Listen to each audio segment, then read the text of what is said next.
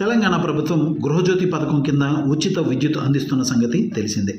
Ration card కలిగి ఉండి నెలకు 200 యూనిట్ల లోపు విద్యుత్ వినియోగించే వారికి ఈ పథకం వర్తిస్తుంది. గతంలో ప్రజాపాలన కార్యక్రమం నిర్వహించి దరఖాస్తులను స్వీకరించిన ప్రభుత్వం లబ్ధిదారులను ఎంపిక చేసి ఈ పథకాన్ని అమలు చేస్తుంది. ఈ పథకం కింద 200 యూనిట్ల లోపు విద్యుత్ వినియోగించే వారికి జీరో బిల్లు జారీ చేస్తున్నారు. అయితే ఇప్పుడు ప్రభుత్వం కొత్త రేషన్ కార్డులను జారీ చేస్తున్న సంగతి తెలిసిందే.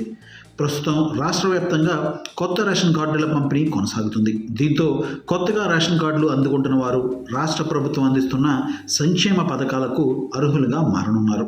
అయితే కొత్తగా రేషన్ కార్డులు పొందిన వారు గృహజ్యోతి పథకం ఎలా వినియోగించుకోవాలని చూస్తున్నారు. అయితే గృహజ్యోతి పథకం కింద లబ్ధి పొందేందుకు ఆన్లైన్లో దరఖాస్తు చేసుకునేందుకు అవకాశం ఉంది. ఆఫ్లైన్లో అయితే గ్రామీణ ప్రాంత ప్రజలు స్థానిక ఎంపీడీఓ కార్యాలయాల్లో ప్రత్యేకంగా ఏర్పాటు చేసిన ప్రజాపాలన సేవా కేంద్రాల్లో దరఖాస్తు చేసుకునేందుకు అవకాశం ఉంది. పట్టణాల్లో దరఖాస్తు చేసుకోవాలనుకుంటే పురపాలక కార్యాలయాల్లో సంప్రదించాల్సి ఉంటుంది. ఇందుకోసం తెల్ల రేషన్ కార్డు, ఆధార్ కార్డు, విద్యుత్ బిల్లు 200 యూనిట్ల లోపు వస్తున్నట్లుగా ప్రూఫ్ ఉండాలి.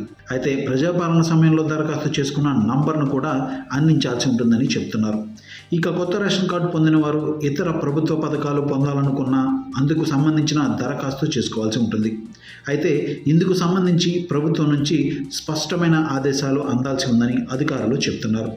ఇక గృహజ్యోతి పథకం కింద నెలలో 200 యూనిట్ల లోపు విద్యుత్ వినియోగిస్తే ఎలాంటి బిల్లు చెల్లించాల్సిన అవసరం లేదు.